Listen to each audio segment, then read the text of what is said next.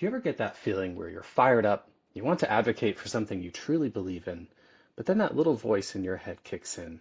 It says, I'm just not the right kind of person for this. Well, today we're going to talk about a tool that was built to help shut down that voice for good. It's called the Advocacy Strengths Assessment, and it's all about helping you see the power you already have. Okay, let's get into it. When I say the word advocate, what image pops into your head?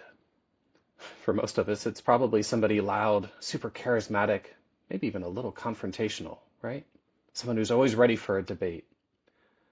That stereotype is very powerful. And you know what? It makes a lot of us feel like we just don't measure up. So that raises the question, and let's put it right out there. Do you really have to be the loudest person in the room to make a real difference? I believe the answer is a resounding absolutely not. And this whole assessment is designed to show you exactly why that's true. Now here's something that's important to understand right from the start. This tool, it's a mirror. It's not a test. It wasn't designed to grade you or point out all the things you're lacking. It's built to simply reflect back your unique strengths and capabilities. And this really gets to the heart of our whole philosophy. This isn't about getting a to-do list of all your flaws that you need to fix. Absolutely not. It's about getting a clear, honest inventory of your assets so you can use them with purpose and confidence. Okay, so this assessment breaks everything down into 5 core pillars.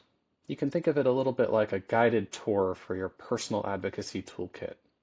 We have communication, research, relationships, strategy, and the one that kind of holds it all together, emotional regulation. Let's start our tour. First up is communication, and right away, we're going to break another myth right here.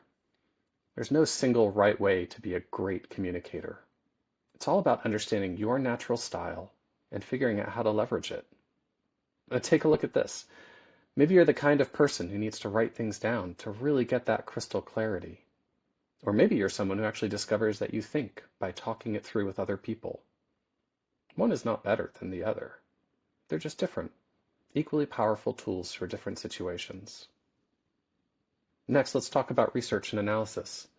We're not talking about some dusty academic paper here. This is about the real practical skill of gathering information, making sense of it, and using it to build a case for your cause that is just impossible to ignore. Okay, so this gets really interesting. This idea completely reframes a trait, like hyperfocus, that in so many other parts of life is treated like a bug, right?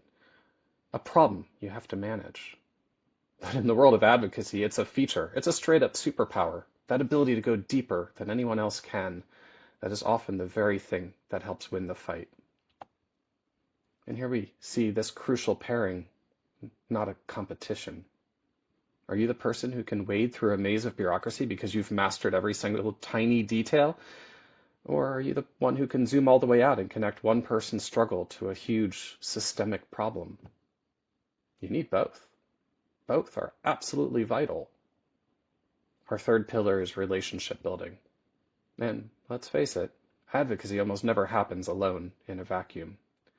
Real lasting change happens when we connect with others, when we connect our individual threads into a strong collective force.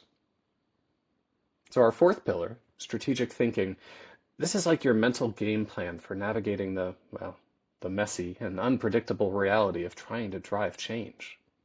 It's how you chart a course, how you adapt when things go sideways, and how you make smart calls when the path forward is anything but clear. Oh, I just love this.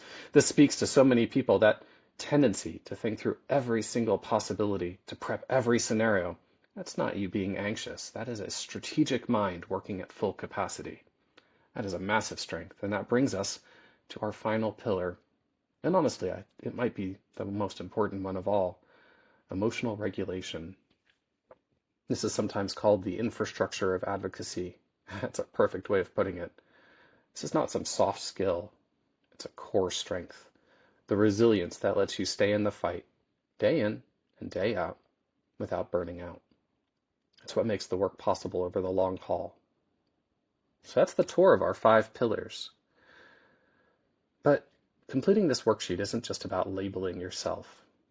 The whole entire point is gaining self-awareness so you can build a personal advocacy strategy, one that actually feels authentic because it's built on your natural abilities.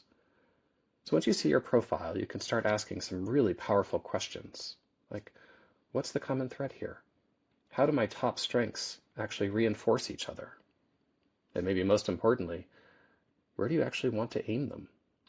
It's about aligning the work with who you really are.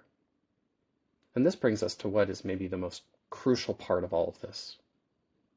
The whole thing, because understanding yourself, that's just step one. The ultimate goal is to figure out how you fit with others. Because at the end of the day, advocacy is a team sport. This right here, this is the big unlock. Realizing that, say, maybe public speaking isn't your jam. It's not a failure. That's data. It's intelligence. It gives you a crystal clear picture of the exact kind of person you need on your team. That knowledge is power. It's the blueprint for building something extremely powerful. It all boils down to this simple but incredibly powerful process. Step one, get totally clear on what you bring to the table. Step two, use that clarity to know exactly what skills you need from others. And step three, go build your team with purpose.